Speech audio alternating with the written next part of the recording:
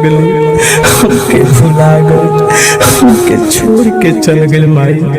लेकिन हमारा पगली के जहाँ भी रहो खुशहाल रखे माई। अरे बेटा तुमसे बस ये मांगता माई। दादा बेटी माई हमारा पगली के Music by Gaurav Roshan.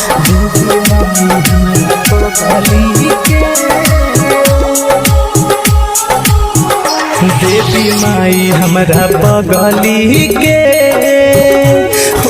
तू ही ख्याल रखी हो।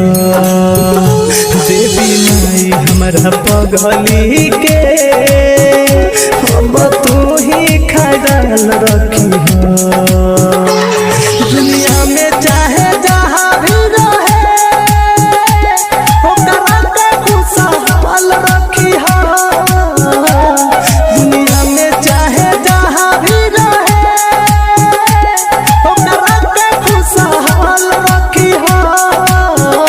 देवी माई हमरा पगली के तू ही ख्याल रखी हो। देवी माई हमारा पगली के भाई।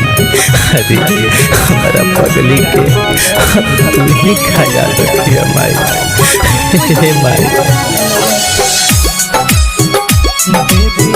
हमारा पगली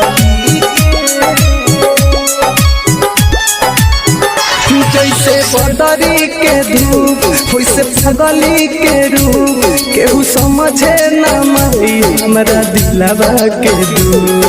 दिलवा के दुख जैसे बदरी के धूप वैसे पगली के रूप केहू समझे न माई हमारा दिलवा के दुख। हमारा के भले गम दिहा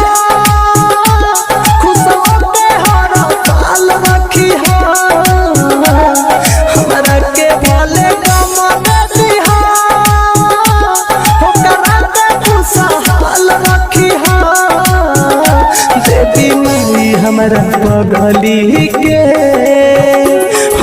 तू ही ख्याल रखी हो।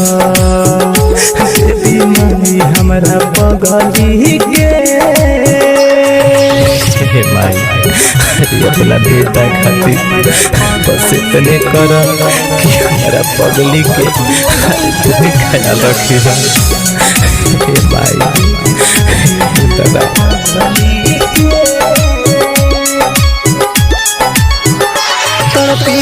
तो हम दिन रोज दिन गिन गिन कैसे मेला घूमे आई पर कसहु करा दे।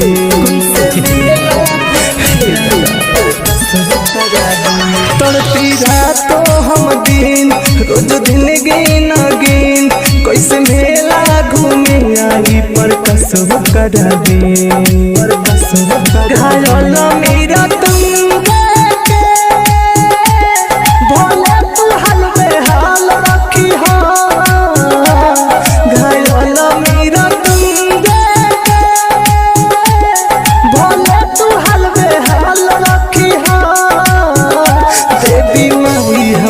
पगली के तू ही ख्याल रखी हो। देवी माई हमारा पगली के।